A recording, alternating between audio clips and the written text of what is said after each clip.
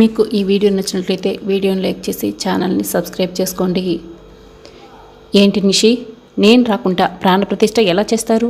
నేను వచ్చే వరకు ఏదో ఒకటి చెప్పి ప్రాణప్రతిష్ఠ ఆపేసేయి అని యువరాజ్ చెప్తూ ఉంటాడు. ఏంటి నిషి, యువరాజ్ వచ్చే వరకు ఆగమని చెప్తున్నాడా అని ధాత్రి అడుగుతుంది. అవునని నిషి అంటూ ఉంటుంది.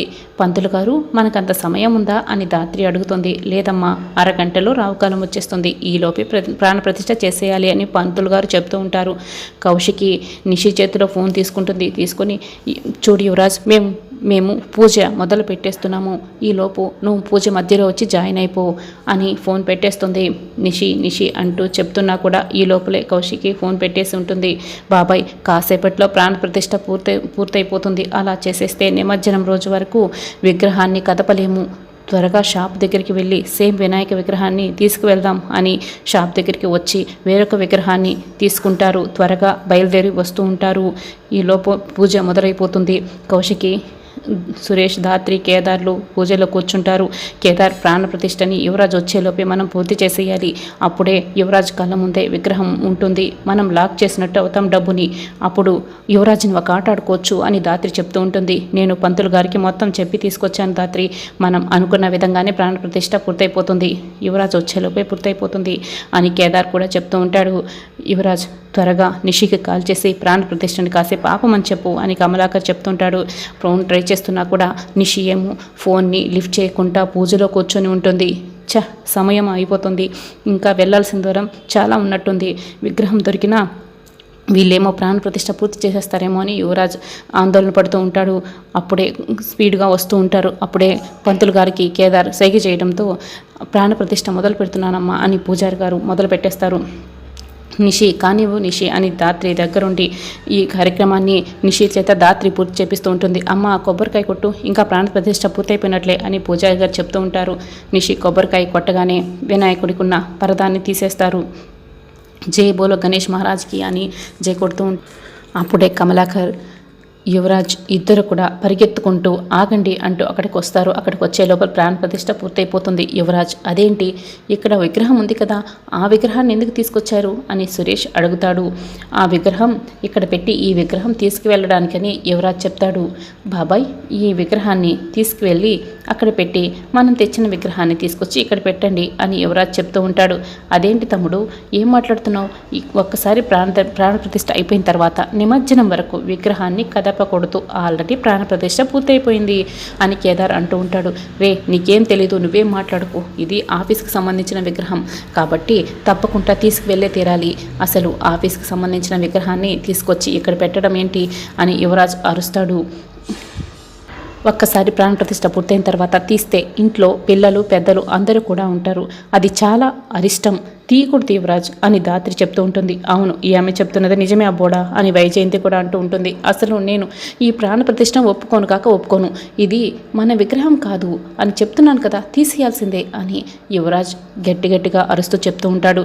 అదేంటన్నయ్య, ఇది మన విగ్రహమే కదా అని కాచి అడుగుతూ ఉంటుంది. ఇది మన విగ్రహం కాదు, నా విగ్రహం, నేను తెచ్చుకున్న విగ్రహం అని యువరాజ్ చెప్తూ ఉంటాడు. అంటే ఇది ఆఫీస్కి సంబంధించిన విగ్రహం, అందుకే అక్కడ పెట్టమని చెప్తున్నా, నా మాట వినండి అని యువరాజ్ అంటూ ఉంటాడు.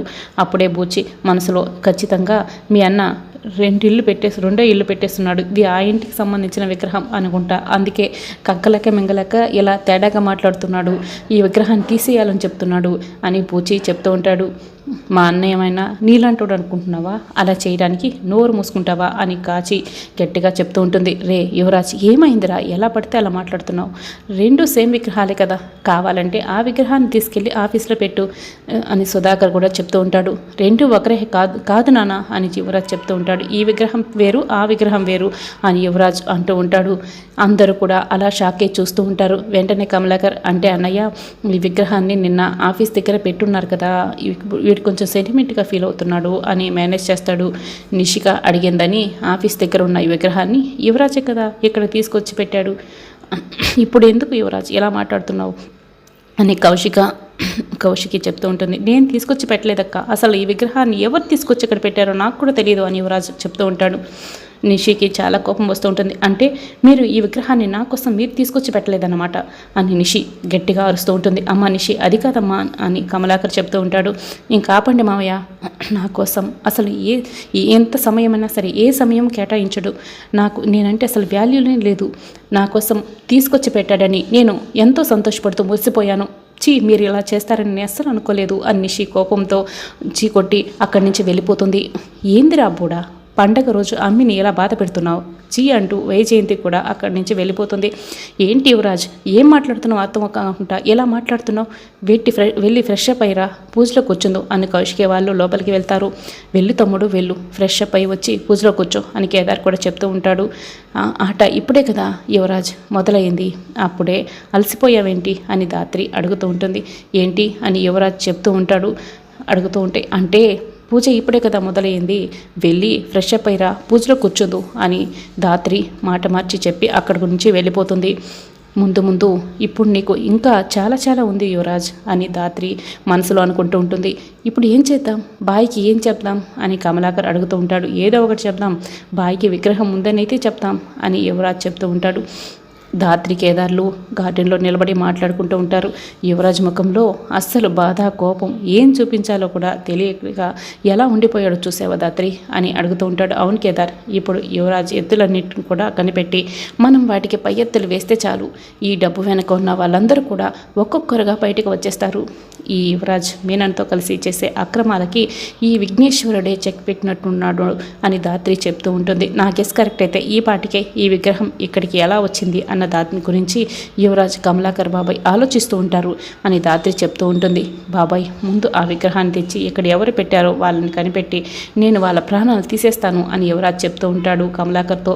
సమస్యని పెంచుకుంటూ పోవడం కాదు యువరాజ్, ఇప్పుడు ఆ డబ్బంతా కూడా ఆ విగ్రహంలో ఉండడం సేఫ్ కాదు, ముందు దాన్ని బయటికి తీసేయాలని కమలాకర్ చెప్తూ ఉంటాడు. ఏదో ఒకటి చేసి ఎవరికంటా పడకుండా ఆ డబ్బుని బయటికి తీసేద్దాం, ముందు మీనానికి చెప్పే ఈ విషయం అంతా అని కమలాకర్ చెప్తూ ఉంటాడు.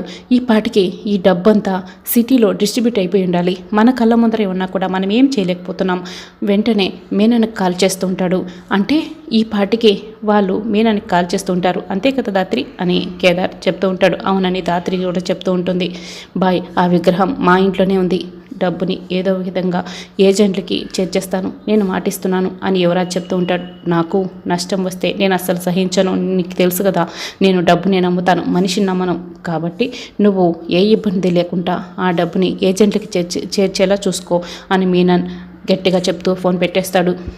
ఇప్పుడు వాళ్ళు ఆ డబ్బుని ఎలా బయటికి తీయాలని ఆలోచిస్తూ ఉంటారు అంతే కదా ధాత్రి అని కేదార్ చెప్తూ ఉంటాడు. అవును అంతే, వాళ్ళు ఆ డబ్బుని బయటికి తీయకుండా మనం జాగ్రత్త పడాలి, దాన్ని మనం తిప్పి కొట్టాలి అని ధాత్రి చెప్తూ ఉంటుంది. ఇప్పుడు ఎలా దాన్ని బయటికి తీద్దాం బాబాయ్ అని యువరాజ్ చెప్తూ ఉంటాడు.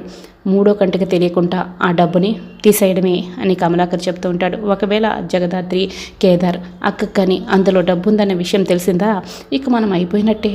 వాళ్ళ ముగ్గురు ఆ విగ్రహం దగ్గరికి రాకుండా చూసుకొని మూడో కంటికి తెలియకుండా ఆ డబ్బుని తీసేద్దాం, విగ్రహమేమో ఇక్కడే ఉంటుంది, డబ్బు ఏమో మనం తీసేసుకోవచ్చు అని యువరాజ్ కమలాకర్ ఇద్దరు ప్లాన్ చేసుకుంటూ ఉంటారు. మామయ్య గారు ఇదిగోండి ప్రసాదం తీసుకోండి అని ధాత్రి అందరికీ ప్రసాదం పెడుతూ ఉంటుంది. ఏమైంది నిషి, ఎందుకు అలా ఉన్నావు అని కౌశికి అడుగుతూ ఉంటుంది. యువరాజ్ ఆ విగ్రహాన్ని నిషి కోసమే తీసుకొచ్చాడని అందుకుంది కదా వదిన, ఇప్పుడు కాదని తెలిసే కొందికి బాధపడుతోంది అని ధాత్రి అంటుంది. అబ్బోడు కావాలని అలా నిన్ను ఏడిపించడానికి చెప్పాడు నిషి అని వైజయంతి సర్ది చెప్తూ ఉంటుంది. అప్పుడే రాఘవరావు దగ్గర నుంచి ఫోన్ కాల్ వస్తుంది. చెప్పండి రాఘవరావు గారు అని కౌశికి ఫోన్లో మాట్లాడుతూ ఉంటుంది. బోర్డ్ ఆఫ్ డైరెక్టర్స్ మీటింగ్ గురించి నేను అందరితో మాట్లాడాను, అది చైర్మన్ కుర్చీ గురించి కూడా మాట్లాడాను, మీ వాళ్ళకి మీరు ఏమన్నా చెప్పి పంపించాల్సి ఉంటే పంపించండి, మీటింగ్ అరేంజ్ చేస్తున్నాను అని చెప్తూ ఉంటారు. అలాగే నేను కౌశికి ఫోన్ పెట్టేస్తూ ఉంటుంది. వదిన ఆ చైర్మన్ కుర్చీలో ఎవరు కూర్చోవాలన్న దాని గురించేనా అనేసి అడుగుతూ ఉంటుంది. అసలు వదిన కాదని ఎవరు ఆ చైర్మన్ కుర్చీలో కూర్చుంటారు, పోటీ ఉంటే కదా ఆలోచించడానికి అని ధాత్రి అంటూ ఉంటుంది. 2 నెలలు చైర్మన్ కుర్చీలో అలా ఎలా వదిలేస్తాం, పరాయి వాళ్ళ చేతులకి వెళ్ళకూడదు కదా, అదే మేము కూడా మాట్లాడుతున్నాం అని నిషి కూడా వైజయంతి వైజయంతి కూడా అంటూ ఉంటారు. అంతవరకు నిషి ఆ కుర్చీలో కూర్చుంటుంది అని వైజయంతి అంటూ ఉంటుంది. ఆ కుర్చీలో కూర్చోవడానికి ఒక అర్హత కావాలి, కౌశికి వదిని కావాలని నువ్వెలా అని ధాత్రి చెప్తూ ఉంటుంది.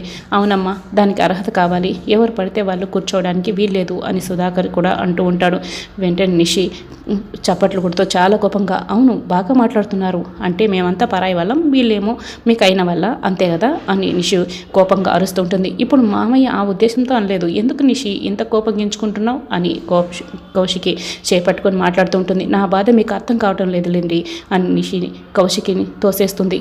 దాంతో కౌశికి కింద పడిపోతూ ఉంటే వదిన జాగ్రత్త అంటూ ధాత్రి, అక్క జాగ్రత్త అంటూ కేదార్ ఇద్దరు పట్టుకుంటారు. మీకు నొప్పి ఏం రాలేదు కదా, బాగానే ఉంది కదా అని అడుగుతూ ఉంటారు. ఏంటి కౌశికి ఊరికి అలా వెనక్కి పడిపోతుంటే మీరు ఇంతలా కేర్ చూపిస్తున్నారు, ఏమై ఉంటుంది అని వైజయంతి ఆలోచిస్తూ ఉంటుంది. మేము కూడా ఆఫీస్కి వెళ్ళి 2 నెలలు సమయం అడిగారు కదా ఆ చైర్మన్ ఎలక్షన్స్ పోస్ట్ గురించి, నేను నిషిక వెళ్ళి దాని గురించి బోర్డ్ ఆఫ్ డైరెక్టర్స్తో మాట్లాడతాంలే, మేము పంపిస్తాంలే అని వైజయంతి అంటూ ఉంటుంది.